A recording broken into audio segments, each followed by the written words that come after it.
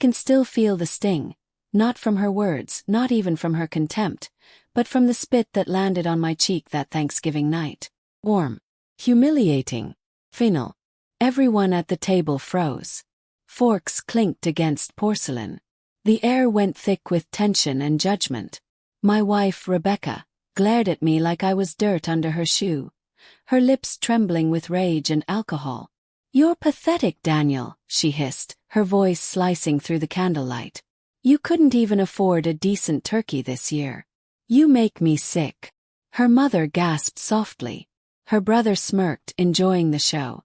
And I just sat there, silent, stunned, and trying to remember when love between us had died and turned into this slow, merciless cruelty.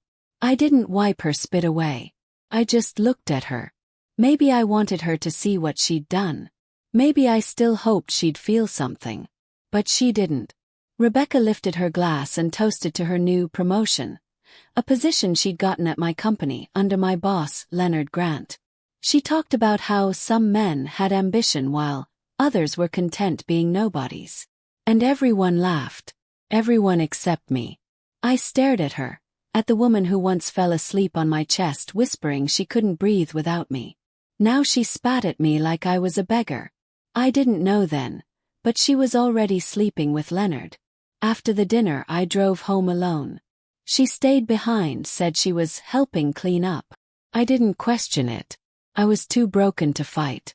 The drive was silent except for the whisper of the wipers pushing rain off the windshield. My reflection stared back at me in the dark glass, a hollow man in a wrinkled shirt, holding onto a love that had long since rotted.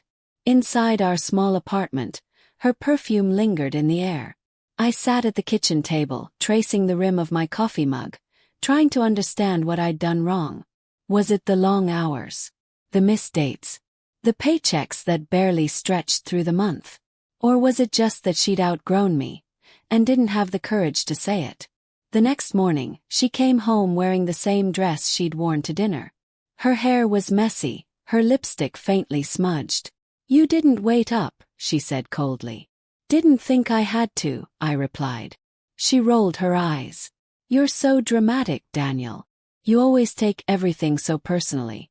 It's exhausting." I wanted to scream, to demand answers. But something inside me, something deep and tired, simply broke. "I just want you to be honest," I whispered. She sighed, grabbed a glass of water and said, "Fine. I don't love you anymore. I haven't for a long time. Leonard makes me feel alive again. He's going places. You're stuck." Then she set her ring down on the counter. "Consider this my goodbye." I didn't beg. I didn't cry. I watched her walk out the door with her suitcase, her heels clicking against the floor like the rhythm of a clock marking the end of us. 2 weeks later I got the divorce papers. She moved in with Leonard. And I went to work. Because that's what men like me do, we work. We keep going when our hearts have collapsed. Leonard didn't know I owned the company. That was the irony of it all. I'd built that business from scratch years ago, but after expanding I'd stepped back, quietly placing it under a holding corporation with Leonard as the public CEO. He thought I was just a mid-level operations manager. I liked it that way. I wanted to see how people behaved when they thought I had nothing. Rebecca had made her choice based on what she thought she saw, a man of status versus the poor husband. I never intended revenge. Not at first. But betrayal has a way of whispering to you in the quiet hours, telling you to even the score, not out of anger but out of dignity. Months passed. Rebecca stopped calling. Our mutual friends vanished. I kept my head down, managing quietly from behind the scenes, letting Leonard play the role he thought he owned. Until one Monday morning, HR forwarded me an urgent complaint. It was from Rebecca. Apparently, Leonard had been cheating on her, with his assistant. The same story, just with new faces. She demanded action, threatening legal consequences and public exposure. I read her words slowly, almost detached. Leonard betrayed me. I trusted him. I gave up everything for him. She signed the letter, Rebecca Grant. I felt something tighten in my chest. Not satisfaction, not joy. Just a deep, aching sadness. That evening I called a board meeting. When Leonard walked in with his slick grin, Rebecca followed behind, her eyes dark and puffy. They both froze when they saw me sitting at the head of the table. "Daniel!" Rebecca's voice quivered. "What are you?" I smiled faintly. "Running my company." Leonard blinked. Your company?" "Yes," I said. "The one I built. The one you both seemed to think was yours to exploit." Silence.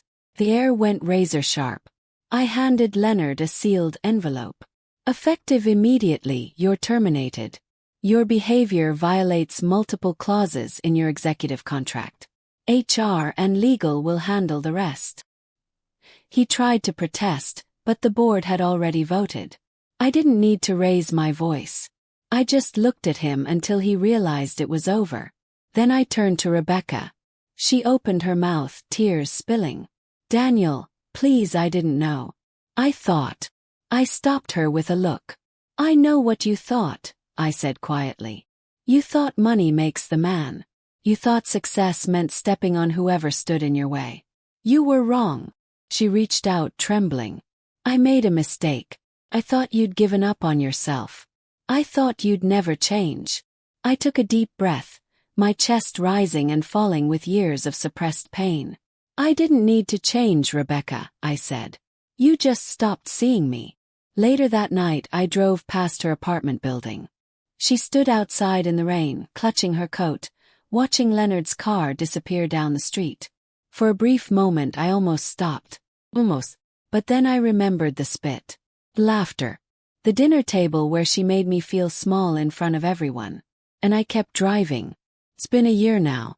Thanksgiving came again. The table was quieter this time. My sister cooked. My nephews laughed. And when they raised a glass to gratitude, I finally felt it. Not for the money. Not for revenge. But for peace. Because sometimes, the greatest revenge is simply rising silently above the wreckage, while those who burned you are left sifting through ashes of their own making. When I think of her now, it's not with hatred. Something softer. Bitter. She taught me that love built on pride collapses as quickly as it's built. That people don't always leave because you're not enough. They leave because they're chasing illusions. And when those illusions fade, they realize too late what they threw away. Rebecca called once, a few months after the board meeting. I didn't answer. She left a message. Just one line. "I hope you're happy, Daniel." I deleted it. Because happiness isn't about getting even. It's about knowing you never had to stoop to their level to prove your worth. And as I looked out my office window at the company logo, Grant Holdings, my company, my story, I smiled to myself. I wasn't the poor husband anymore. I never was.